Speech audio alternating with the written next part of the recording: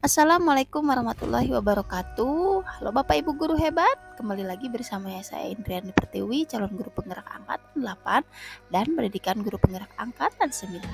Izinkan saya memaparkan koneksi antar materi modul 1.4 budaya positif. Baik Bapak Ibu guru hebat, inilah keterkaitan antar materi setiap modulnya. Yang pertama yaitu modul 1.1 filosofi Ki Hajar Dewantara. Kemudian modul 1.2 nilai dan peran guru penggerak. Lalu modul 1.3 yaitu visi guru penggerak. Dan yang terakhir yaitu budaya positif. Inilah keterkaitan antar materi modul 1. Nah, Bapak Ibu guru hebat, tujuan akhir dari keempat modul tersebut yaitu mewujudkan profil pelajar Pancasila. Adapun filosofi pemikiran Ki Hajar Dewantara, pendidikan adalah menuntun segala kodrat yang ada pada anak agar mencapai kebahagiaan setinggi-tingginya. Selain itu, pendidikan hendaknya berpihak pada murid sesuai dengan minat dan bakat serta kemampuan anak.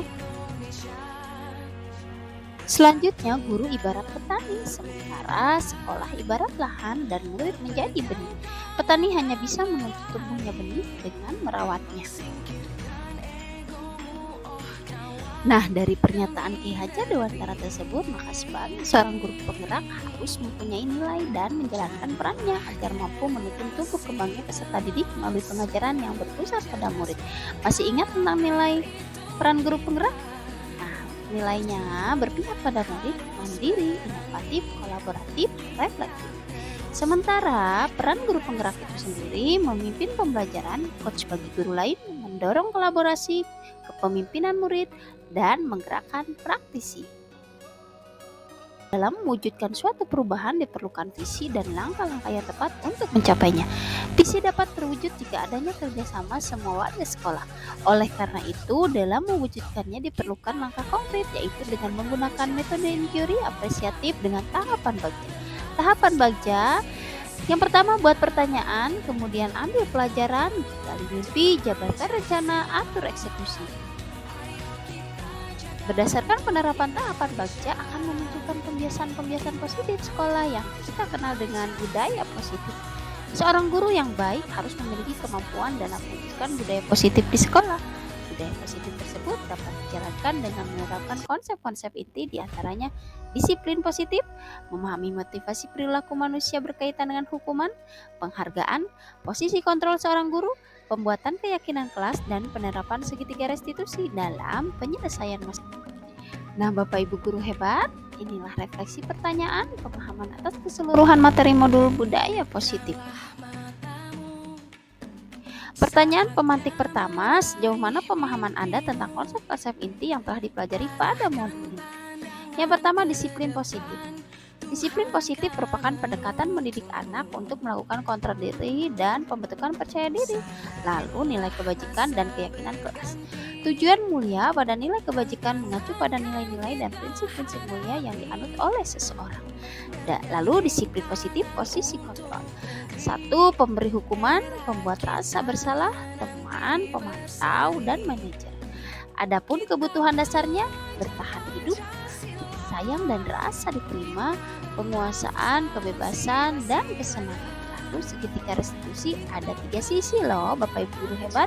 Yang pertama, menstabilkan identitas, validasi tindakan yang salah, dan yang terakhir menanyakan keyakinan. Sebelum mempelajari modul ini, saya selalu menerapkan disiplin melalui pemberian hukuman atau sanksi untuk memberikan efek jera agar tidak mengulangi kesalahannya, dan memberikan reward atau hadiah di sekolah untuk memberikan motivasi dalam mengerjakan sesuatu atau mematuhi peraturan. Hal yang menarik setelah mempelajari modul ini, bahwa dengan melakukan disiplin positif atau teori kontrol untuk menemukan motivasi anak dan melakukan restitusi, anak akan menyadari kesalahan yang diperbuat tanpa harus memberikan hukuman dan lebih kepada mencari solusi dalam menyelesaikan dan memperbaiki kesalahannya. Setelah saya mempelajari modul ini, menyadarkan saya bahwa bukan hanya sekedar memberitahu dan menasihati perilaku yang tidak sesuai dengan nilai-nilai kebajikan, akan tetapi dengan terus memberikan keteladanan dan pembiasaan secara kontinu. Mengganti tata tertib kelas dengan kesepakatan atau keyakinan kelas atau sekolah berdasarkan kesepakatan bersama. Perubahan lainnya yaitu posisi kontrol saya yang selama ini sebagai penghukum atau pembuat rasa bersalah ternyata keliru, sehingga saya perlu merubahnya menjadi posisi kontrol manajer dan menerapkan segitiga restitusi. Dalam menghadapi permasalahan pelanggaran di sekolah, kita dapat memberikan solusi dengan terlebih dahulu menganalisis 5 kebutuhan dasar yang belum terpenuhi. Pengalaman yang pernah saya alami adalah ketika siswa bertengkar pada saat pembentukan kelompok. Saya menggunakan langkah-langkah dalam segitiga restitusi, yaitu menstabilkan identitas, memvalidasi tindakan yang salah, menanyakan keyakinan. Hal itu sangat efektif. Siswa mampu memberikan sebuah gagasan atau solusi dalam memperbaiki masalah tersebut.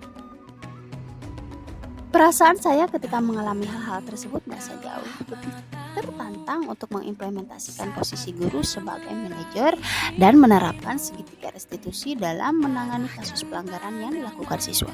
Karena dengan menempati posisi sebagai manajer, guru akan memberikan kesempatan kepada siswa untuk mempertanggungjawabkan perilaku dan mendukung siswa menemukan solusi atau permasalahan, serta menjadikan siswa lebih mandiri dan bertanggung jawab. Saya juga merasa tertantang dalam menyusun strategi untuk mensosialisasikan konsep budaya positif kepada rekan sejawat, agar kami dapat berkolaborasi dalam melakukan perubahan budaya positif di kelas maupun sekolah. Menurut saya, hal baik yang sudah ada di lingkungan kelas dan sekolah yaitu disiplin positif, kebajikan, serta keyakinan kelas yang dibangun bersama dengan pihak lain. Adapun yang perlu diperbaiki adalah posisi kontrol seorang guru selama ini cenderung sebagai penghukum dan pembuat merasa bersalah menuju posisi manajer. Sebelum mempelajari modul ini, saya sering memposisikan diri sebagai penghukum dan pembuat rasa bersalah. Perasaan saya adalah lebih mengedepankan emosional dan ingin cepat-cepat anak merasa bersalah dan tidak mengulanginya lagi tanpa berpikir panjang efek dari menghukum tersebut. Setelah mempelajari modul ini, saya mencoba menggunakan posisi kontrol sebagai manajer. Saya berusaha memposisikan sebagai manajer dengan penerapan segitiga restitusi. Saya merasa bangga karena murid saya menunjukkan rasa tanggung jawabnya serta mau memperbaiki kesalahannya sehingga muncul sikap kemandiriannya. Sebelumnya saya pernah secara tidak sadar menggunakan konsep segitiga restitusi, namun tahapannya tidak secara utuh. Tahapan yang pernah saya lakukan adalah menstabilkan identitas dan validasi tindakan yang salah. Saya belum sampai pada tahap menanyakan keyakinan, karena sebelumnya saya cenderung meminta siswa melakukan perbaikan atas kesalahannya berdasarkan cara saya, bukan pendapat atau cara dari siswanya itu sendiri. Hal yang menurut saya penting dalam menciptakan budaya positif yaitu kolaborasi dan kesadaran pada semua warga sekolah. Kerjasama semua warga sekolah dalam mewujudkan nilai-nilai kebajikan diperlukan untuk membangun budaya positif di sekolah. Selain itu, sarana prasarana yang menunjang juga sangat diperlukan untuk mewujudkan sekolah yang aman, nyaman, dan mendukung proses pembelajaran yang menyenangkan. Baik, Bapak Ibu guru hebat, itulah tadi pemaparan dari saya. Semoga bermanfaat. Terima kasih. Wassalamualaikum warahmatullahi wabarakatuh.